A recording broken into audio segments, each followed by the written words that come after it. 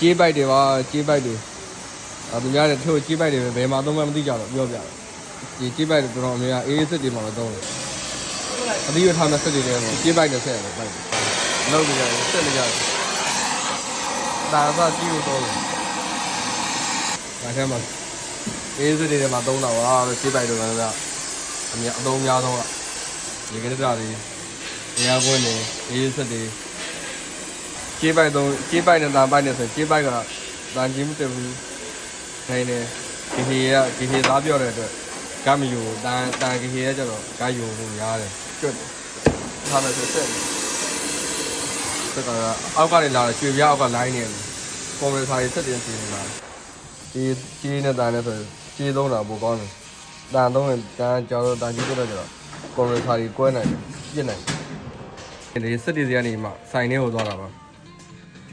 ကျွေပြားအောက်တွေကနေကြားမြင်နေလိုင်းတွေတူးပြီးမှလိုင်းနေတူးမသွားဘူးဒါဒီအောက်ကနေသွားဒီနေ့အ